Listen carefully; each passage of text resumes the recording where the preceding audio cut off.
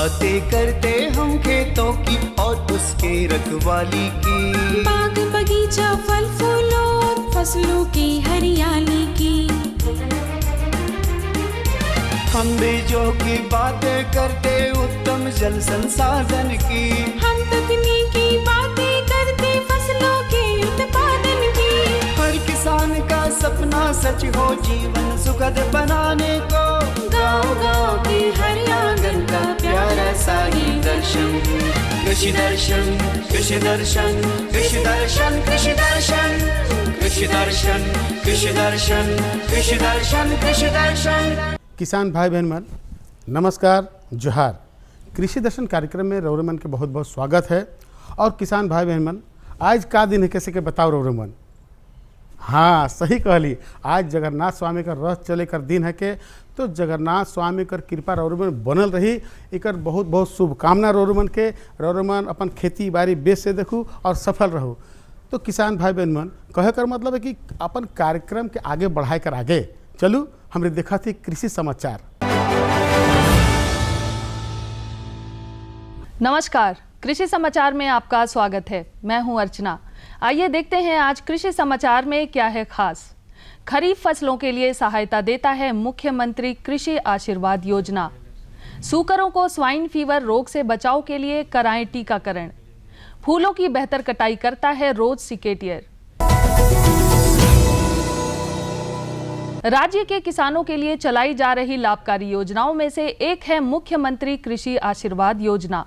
इस योजना के अंतर्गत राज्य के छोटे और सीमांत किसानों को खरीफ फसलों के लिए सहायता मुहैया कराई जाती है। इस योजना के तहत वैसे किसान जिनके पास कम से कम 5 एकड़ कृषि योग्य भूमि हो, वैसे किसानों को प्रति एकड़ 5,000 रुपए सहायता राशि दी जाएगी। ये राशि सीधे किसानों के खाते में भेजे जाएंगे। इस योजना का लाभ केवल खरीफ फसलों के लिए ही देने का प्रावधान है। सूकरों में प्रमुख तौर पर स्वाइन फीवर रोग लगते हैं। सूकरों को तेज बुखार, खाना कम कर देना इत्यादि इस रोग के लक्षण हैं और यह रोग संक्रामक होता है और तेजी से फैलता है।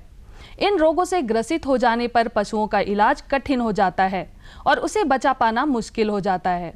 ये रोग सूकरों में ना लगे, इसके लिए पशु चिकित्सक से सलाह लेकर उचित समय पर स्वाइन फीवर का टीका अवश्य लगवाएं। खरीफ में मक्का हमारे यहाँ किसान मुख्य रूप से लगाते हैं। मक्का के बेहतर पैदावार के लिए उन्नत किस्मों का चयन किसान भाइयों को करना चाहिए। कृषि विशेषज्ञों द्वारा अनुशंसित झारखंड के लिए मक्का के उन्नत प्रभेद हैं सुआन, बिरसा विकास मक्का 2। यदि हाइब्रिड प्रभेद लगाना चाहें तो कंचन और HQPM 2 और 5 नामक प्रभेद लगा सकते हैं। सुआन, बिरसा विकास मक्का 2 ये खरीफ मक्का के उन्नत प्रभेदों में अच्छे माने जाते हैं। वहीं हाइब्रिड प्रभेद हैं कंचन, HQPM 2 और 5। 1 हेक्टेयर भूमि के लिए 20 किलोग्राम बीज पर्याप्त होता है। ये प्रभेद लगभग 80 से 100 दिनों में तैयार हो जाते हैं। इन्हें लगाकर किसान प्रति हेक्टेयर लगभग 45 से 80 क्विंटल तक मक्का की उपज पा सकते हैं।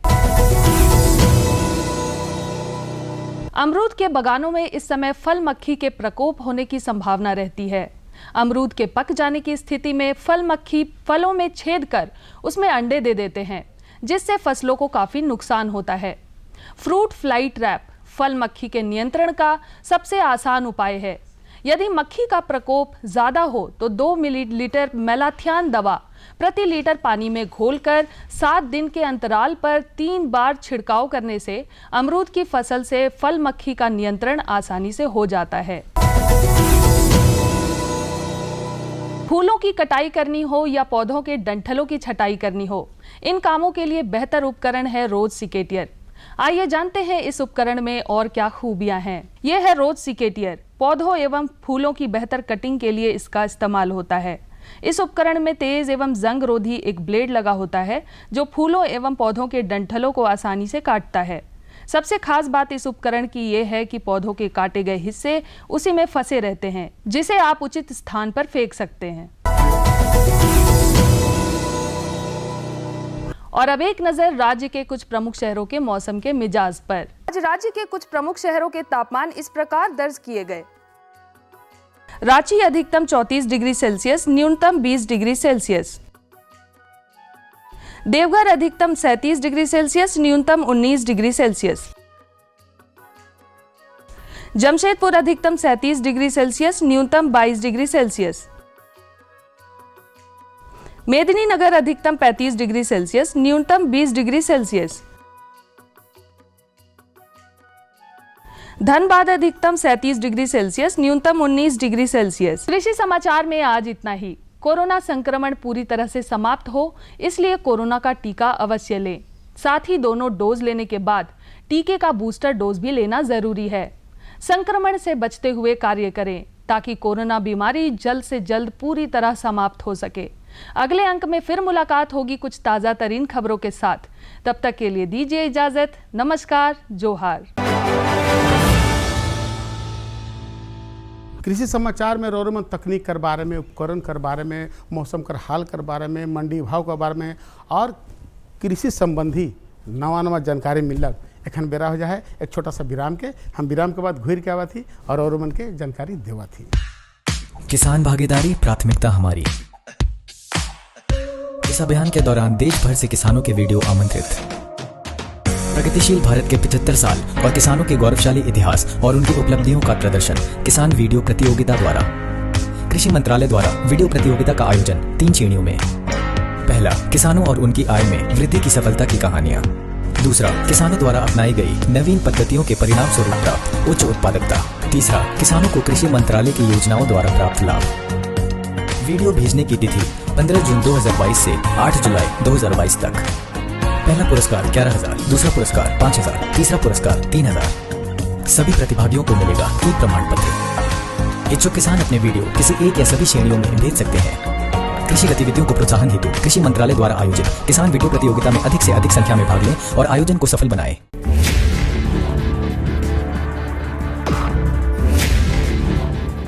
भोजन, जल और शुद्ध वातावरण हमारे जीवन का मुख्य आधार है और कृषि इसका मूल स्तंभ। पिछले 60 वर्षों में विज्ञान आधारित कृषि का व्यापक प्रसार हुआ है। साथ ही कृत्रिम संसाधनों के बढ़ते प्रयोग से कृषि की सतत क्षमता पर चिंताएं बढ़ी हैं। प्रधानमंत्री श्री नरेंद्र मोदी जी के दूरदर्शी नेतृत्व के अंतर्गत रसायन मुक्त जैविक खेती एक महत्वपूर्ण प्रयास है। रसायन मुक्त जैविक खेती को बढ़ावा देने के लिए 5 वर्ष पूर्व सरकार ने परंपरागत कृषि विकास योजना तथा उत्तर पूर्व भारत में जैविक मूल्य श्रृंखला योजनाएं आरंभ की। ऑर्गेनिक फार्मिंग को देश भर में बढ़ावा देने के लिए सरकार अनेक प्रयास कर रही है। इसके लिए परंपरागत कृषि विकास योजना के तहत काम किया जा रहा है। न सिर्फ ऑर्गेनिक फार्मिंग को बल दिया जा रहा है, बल्कि उसके लिए वैल्यू एडिशन और मार्केट की व्यवस्था भी की जा रही है। भारत सरकार एवं किसानों के सम्मिलित प्रयासों से आज देश के लगभग 36 लाख किसान 38 लाख हेक्टेयर क्षेत्र में जैविक खेती कर रहे हैं। इसके अतिरिक्त हमारे देश के अनेक ऐसे क्षेत्र हैं जहां आज भी पारंपरिक जैविक खेती हो रही है। इन पारंपरिक जैविक क्षेत्रों को जैविक प्रमाणीकरण सुलभ कराने हेतु पीजीएस के अंतर्गत लार्ज एरिया सर्टिफिकेट का प्रावधान किया गया है। इस प्रक्रिया की विशिष्टता ये है कि इसमें प्रमाणीकरण मात्र 2 से 3 महीनों में हो जाता है, जबकि सामान्य परिस्थितियों में इसमें 2 से 3 वर्ष का समय लगता है। अंडमान निकोबार केंद्र शासित प्रदेश के कार निकोबार एवं नैन काउरी द्वीप समूह देश के सर्वप्रथम ऐसे प्रमाणीकृत जैविक क्षेत्र हैं। अभी हाल ही में संपूर्ण लक्षद्वीप को जैविक खेती के रूप में प्रमाणित किया गया है। वर्ष 2016 में सिक्किम राज्य पूर्ण जैविक कृषि राज्य के रूप में प्रमाणित हो चुका है। सुदूर उत्तर में हिमालय श्रृंखला के बीच स्थित लद्दाख ने भी पूर्ण जैविक के लक्ष्य की ओर बढ़ना शुरू कर दिया है। जैविक उत्पादों को बाजार सुलभ कराने तथा किसानों की उपभोक्ताओं तक पहुंच बनाने के लिए एक समर्पित जैविक खेती पोर्टल भी बनाया गया है। जैविक खेती पोर्टल के जानकारी मंच और विपणन मंच के माध्यम से किसानों को उच्च गुणवत्ता उत्पादन तथा बाजार उपलब्ध कराया जा रहा है। आशा है देश के सभी राज्य अपने जैविक क्षेत्रों का विस्तार करेंगे और देश में जैविक कृषि क्रांति को मजबूत करने में योगदान देंगे। जैविक उत्पादों की देश और विदेशों में बढ़ती मांग तथा जैविक उत्पादों का बढ़ता बाजार, किसानों की उपभोक्ताओं तक पहुंच तथा जैविक एफपीओ द्वारा जैविक कृषि व्यापार में भागीदारी हमारे किसानों को अपनी आय बढ़ाने का अवसर दे रहा है। पिछले 5 वर्षों में जैविक कृषि उत्पादों का निर्यात दोगुने से अधिक बढ़कर 7,000 करोड़ रुपए से अधिक का हो गया है और इसमें प्रतिवर्ष 20% से अधिक की वृद्धि हो रही है। उम्मीद है पारंपरिक क्षेत्र के किसान भी इस बढ़ते बाजार से लाभान्वित होंगे और जैविक कृषि आंदोलन को आगे बढ़ाएंगे। किसानों की मुस्कान समृद्ध हिंदुस्तान की है पहचान।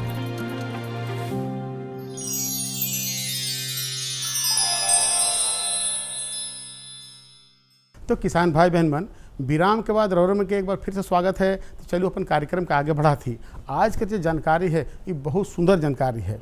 ये जानकारी है कि श्री विधि द्वारा धान कर खेती, ये तो भाई बहुत किसान भाई बहन मन करे ना, मकिल अगर श्री विधि कर खेती करत ही कर में कुछ सावधानी के अगर रौरम समझ गेली तो इकर फसल बहुत सुंदर हुई।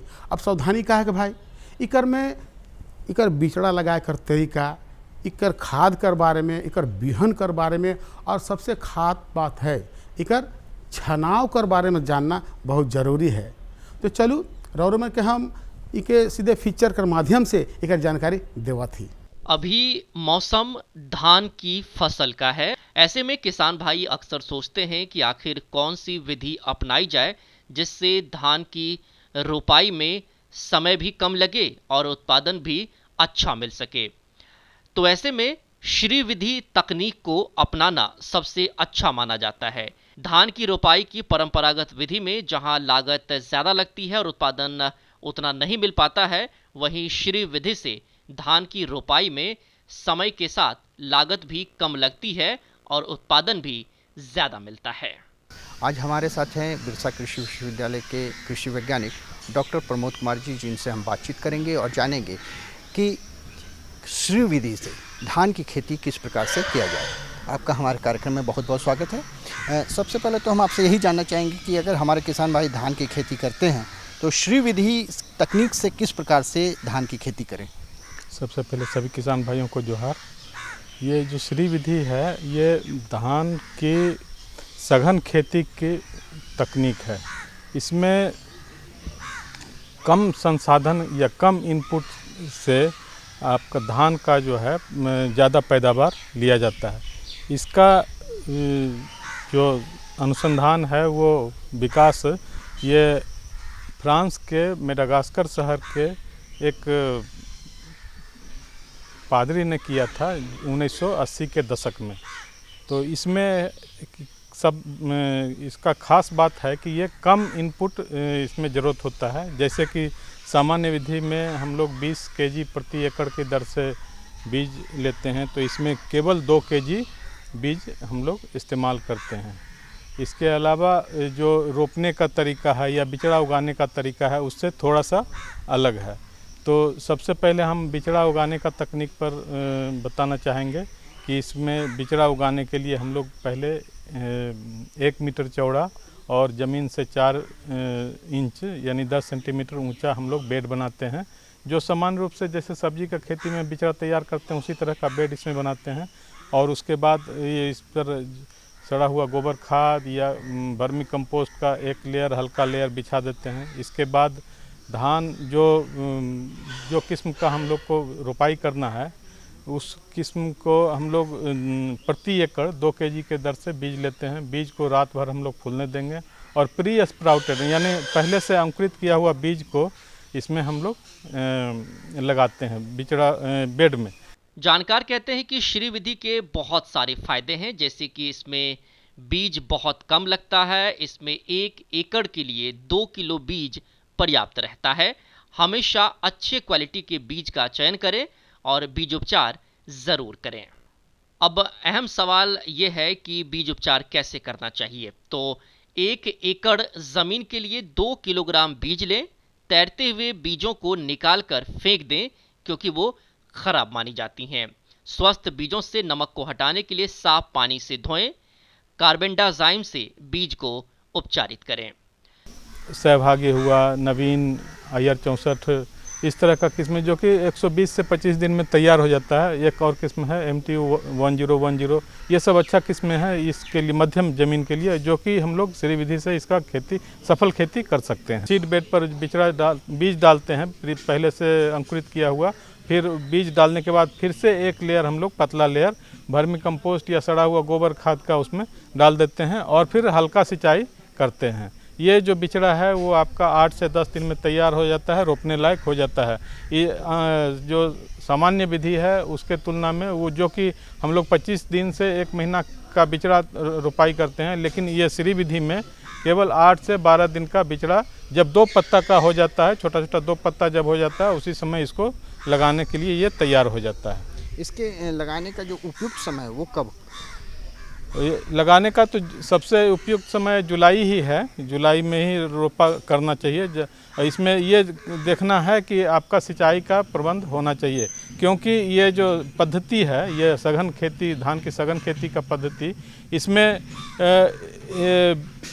सिंचाई माने ज़मीन को सूखना भी हल्का सूखना चाहिए, हल्का दरार आने तक सूखना चाहिए और उसके बाद इसमें हल्का सिंचाई करना चाहिए। ये सिंचाई इतना होना है कि ये पानी जो खेत है उसमें लबालब इसमें नहीं भरे। ये एकदम जब पानी हल्का जब सिंचाई करें नमी हो जाना चाहिए जड़ के ये में, और जिससे कि ये जो है माइक्रोब जो है वो कुछ अच्छा से काम इसमें कर सके। हम जब भी धान की खेती करते हैं तो हमारे लिए ये ज़रूरी हो जाता है कि हम खरपतवार का नियंत्रण करें। खरपतवार का नियंत्रण करने के लिए श्री विधि के तहत हाथ से चलाए जाने वाले वीडर का इस्तेमाल किया जाना चाहिए।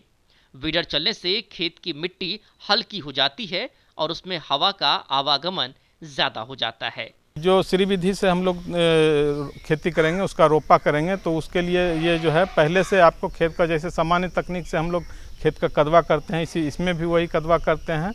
और रोपाई से पहले हर 3 मीटर दूरी पर एक चैनल बना लिया जाता है और एक दिन पहले, रोपा के एक दिन पहले हम लोग खेत से पानी निकाल देते हैं और उसमें 25 सेंटीमीटर दूरी पर पौधा से पौधा और कतार से कतार की दूरी पर इसमें पहले से मार्किंग कर लिया जाता है। मार्किंग करने के लिए यह लोहा का एक फ्रेम बना करके भी कर सकते हैं, या फिर मार्कर आता है, लोहा का ही मार्कर आता है, या किसान भाई 25 सेंटीमीटर ये दूरी पर रस्सी में भी आप उसमें ये लगा करके, डंडी लगा करके लकड़ी का, उसमें भी निशान दे करके पहले से 25 स्क्वायर होना चाहिए, 25 सेंटीमीटर लंबा ये पौधा से पौधा और 25 सेंटीमीटर कतार से कतार की दूरी मेंटेन इसमें रखना होता है। रोग और कीट प्रबंधन बेहद ज़रूरी होता है और दूसरी फसलों की तरह ही इसमें भी श्री विधि में रोग और कीटों का प्रकोप कम होता है, क्योंकि एक पौधे से दूसरे पौधे की दूरी ज़्यादा होती है। जैविक खाद का उपयोग भी इसमें सहायक होता है। कई प्राकृतिक तरीके और जैविक कीटनाशक भी कीट प्रबंधन के लिए उपयुक्त माने जाते हैं। इस खेती को करते समय मुख्य रूप से इसका बिचड़ा ये अच्छा से तैयार करना है, मतलब कि आपका जो सीड बेड होना चाहिए उसमें बीज को थोड़ा दूर पर ही लगाना है, ताकि हम जो बीज रोपने के पहले जो उसको अपरूट करते हैं, उखाड़ते हैं, उसमें जड़ में आपको मिट्टी सहित उसको उखाड़ करके और लगाना है। ये मुख्य रूप से इसमें श्री विधि में छः ये बात पर विशेष ध्यान देना है। एक तो है कि आपका बीज का मात्रा वो 2 kg प्रति एकड़ होना चाहिए। दूसरा है कि जब ये आपका 8 से 12 दिन का हो जाए, 2 पत्ता का हो जाए, तब इसका रोपाई करना है। रोपते समय, बिचड़ा उखाड़ते समय ध्यान देना है कि आपका जो जड़ में जो मिट्टी है वो उससे अलग ना हो और बहुत ही कम गहराई में इसको रोपना है। मुश्किल से इसको आधा सेंटीमीटर ज़मीन में डालना है। तो बताओ ये जानकारी कैसे लागलक? बेस है नहीं तो अपन कार्यक्रम के हम आगे बढ़ा थी दूसर जानकारी को। दूसर जानकारी है किसान भाई बहन मन, बहुत जरूरी है और बहुत सुंदर है। ये है वर्षा जल प्रबंधन।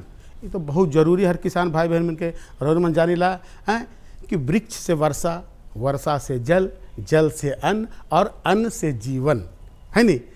तो वर्षा कर जल जो है इके प्रबंधन करे ले और में डोभा हो गलक, नहर हो गलक, तालाब हो गलक, इके बनाए के जल के जमाव काले कि जल है तो कल है नहीं। तो इकर बारे में जो विशेष जानकारी है इकर ले चलू हमरे में के जे विशेषज्ञ साहब हैं उनकर से जानकारी लेवा थी। आज हम ICAR प्लांडू में हैं और हमारे साथ हैं यहाँ के तकनीकी विशेषज्ञ श्री धनंजय कुमार जी, जिनसे हम बातचीत करेंगे और जानेंगे कि वर्षा जल प्रबंधन हमारे किसान भाई किस प्रकार से कर सकते हैं। क्योंकि झारखंड में अगर बात की जाए तो झारखंड में बारिश तो अच्छी होती है, लेकिन अगर सही से प्रबंधन ना हो तो किसानों को नुकसान उठाना पड़ता है। तो प्रबंधन किस प्रकार से करें, आइए इसी पर बात करते हैं। आपका हमारे कार्यक्रम में बहुत बहुत स्वागत है। किसान भाइयों नमस्कार। सबसे पहले तो हम आपसे यही जानना चाहेंगे कि झारखंड में जो वर्षा जल होती है उसका अगर प्रबंधन की बात की जाए तो कैसे हमारे किसान भाई कर सकते हैं। किसान भाइयों, बहुत बड़ा सौभाग्य है कि आप झारखंड प्रदेश जैसे में बसे हुए हैं। यहाँ वर्षा सबसे ज़्यादा बारिश होता है, 1300 से 1400 mm बारिश होता है, कहीं कहीं पर तो और ज़्यादा बारिश होता है।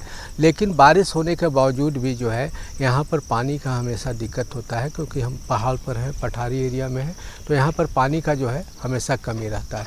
तो अगर हम पानी का वर्षा जल का प्रबंधन पर ध्यान नहीं देंगे तो उससे क्या होगा कि हमारा ऐसे ही पहाड़ पर है तो हमारे गर्मी के दिनों में पानी सही मात्रा में लेयर नहीं रहता है, बहुत ज़्यादा नीचे लेयर चला जाता है। और अगर जल प्रबंधन पर ध्यान नहीं देंगे तो और ज़्यादा दिन प्रतिदिन जो है आने वाले समय में जो है पीने का पानी का भी दिक्कत हो जाएगा। तो इस स्थिति में जो है वर्षा जल जो भी बारिश हो रहा है उसका जितना संभव हो सके, क्योंकि पूरा आप कर नहीं सकते, जितना संभव हो सके आप उसको अलग अलग वर्षा जल संचयन का तरीका है, उस तकनीक के द्वारा जो है आप संचयन कर सकते हैं, जिससे कि जो है आपका खेत का नमी बना रहे, जल स्तर बढ़ा रहे और इस राज्य का भी जल स्तर बढ़ा रहे, जिसमें अगर हम सभी किसान भाई वर्षा जल का संचयन सही से करेंगे तो। बिल्कुल। तो आपने तो बताया कि बहुत सारी तकनीक है जिससे कि जल प्रबंधन किया जा सकता है, उसे संचित किया जा सकता है। वो तकनीक क्या है? पहला किसान भाई, जैसे कि जितना भी हमारा धान का खेत है, जो जिसमें भी आप धान लगाते हैं, तो जब बारिश प्रारंभ हो जाता है तो हमको मेड़ को ऊंचा कर देना है, मेड़ को चारों तरफ से बांध देना। होता क्या है कि गर्मी के दिन में जो है गांव में भी ट्रैक्टर है, गाड़ी है, उसके कारण जो है मेड़ कटाव हो जाता है। तो जब पहला बारिश हो जाता है तो मेड़ जो है टूटा हुआ रहता है, कटा हुआ रहता है, तो पानी बह करके एक खेत से दूसरे खेत में करते करते नदी नाला होते हुए समुद्र में चला जाता है। और उसके साथ साथ क्या होता है, हमारा टॉप सॉइल भी जो है वो बहा करके ले जाता है। तो इसके लिए है कि जैसे ही बारिश प्रारंभ हो, बरसात के दिन प्रारंभ हो जाए, तो आप अपने खेत का मेड़ को जो है चारों तरफ से यथासंभव ऊंचा कर दे, जिससे कि आपके खेत में जो है पानी जो है लगा हुआ रहे। ये तो हुआ कि अपना खेत का। दूसरा है कि अगर तालाब है तो तालाब में वर्षा जल का संचयन होता है। जैसे कि गांव में जहाँ भी गड्ढा हो उस तरह के तालाब को भी मजबूती प्रदान करे, क्योंकि अगर मेड़ उसका तालाब का भी मजबूत नहीं है तो पानी बह करके निकल जाएगा। तो हमको उसमें भी तालाब में वर्षा जल को जमा करना है। तीसरा जो है, अभी जो है हमारे अनुसंधान केंद्र पलांडू के द्वारा जो है जितना भी फल बाग वाले क्षेत्र हैं, फल बाग में जो है एक डोभा जो है विकसित किया गया है। बहुत ज़्यादा लंबा चौड़ा नहीं है, लगभग 3 मीटर लंबा और 1 मीटर चौड़ा और 1 से 1.25 मीटर गहरा रहता है। और उसमें जो है वर्षा जल संचयन के लिए कि बारिश का पानी बर्बाद नहीं हो, जो है काले रंग का मोटा प्लास्टिक आता है डोभा के लिए, उसको उसमें लगा दिया जाता है। अगर इस तरह से हम एक गड्ढा बनाते हैं तो उसमें जो है आपको 4 से 4.5 लीटर पानी जमा होता है एक गड्ढा में, डोभा में। और आप उसको सही से थोड़ा सा फूसका या पुआल का एक छप्पर जैसा बना करके वो जब बारिश ख़त्म हो जाए तो आप उसको ढक दें। ढकने से क्या होगा कि पानी का वाष्पीकरण, इवेपोरेशन जो है कम होगा, डायरेक्ट सनलाइट में नहीं रहेगा तो पानी कम उड़ेगा। इस तरह से देखा गया है शोध करके कि अगर 4.5 लीटर पानी आप वर्षा जल का संचयन उसमें करते हैं तो लगभग 3000 लीटर पानी जो है आपके लिए उपलब्ध रहेगा पूरे साल, मतलब गर्मी तक। और उस स्थिति में 3000 जो लीटर पानी जो आपको डोभा में बचा हुआ है, उससे जो है आप आम है, अमरूद है, लीची है, बेल है, कटहल है, नया बाग अगर आप लगाए हैं तो 10 पौधों को जो है लाइफ सेविंग इरिगेशन आप सिंचाई दे सकते हैं उस तकनीक के माध्यम से। तो अगर इस तरह से आपको 100 पौधा लगा हुआ है तो 10 डोभा अगर हम अपने बगीचा में बना लेते हैं तो उस तरह से 100 पौधा को आप जो है बिना कोई मोटर पंप के और बिना कोई उस तरह का साधन का, बोरिंग का, आप वर्षा जल संचयन से 100 पेड़ को 10 डोभा से कर सकते हैं। 400 पेड़ है तो 40 डोभा कर सकते हैं। मतलब उस अनुपात में आपको डोभा की संख्या बढ़ाते जाना होगा और एक डोभा में मतलब आप 3000 लीटर पानी खूब अच्छी तरह से बचा करके पौधों को दे सकते हैं। आज के जो दुई जानकारी रौर के मिलक ई कैसन लागलक बेसहे नहीं से ले तुम रौर मन के कहिला कि अगर ऐसा कोई जानकारी रौठिन है या हमरे से कोई जानकारी चाहिए तो पता के जरूर लिखूँ। पता है कार्यक्रम कृषि दर्शन द्वारा केंद्र निदेशक दूरदर्शन केंद्र रांची रोड रांची और पिन कोड संख्या है 834001। किसान भाई बहन मन एगो जानकारी रोड में का देवे के है कि बहुत किसान भाई बहन मन कहे ना कि देखो हम फलना दिन का कार्यक्रम देखे नहीं पाली, छूट गलक, परेशानी हो गलक। तो एक परेशानी कर बात नखे रौरेमन अपन मोबाइल के यूट्यूब, फेसबुक और ट्विटर में जाके देख सकीला और जानकारी के पाए सकीला। तो आज रौरेमन इजाज़त दो मकिल एहे दिना और एहे बेरा नवा जानकारी के साथ और उपस्थित हो। तब तक इजाज़त दो। नमस्कार, जोहार। हम बीजों की बातें करते उत्तम जल संसाधन की, हम तकनीकी बातें करते फसलों के उत्पादन की। हर किसान का सपना सच हो जीवन सुखद बनाने को, गाँव-गाँव के हर आंगन का प्यारा सा ही दर्शन। कृषि दर्शन, कृषि दर्शन, कृषि दर्शन, कृषि दर्शन, कृषि दर्शन, कृषि दर्शन, कृषि दर्शन, कृषि दर्शन।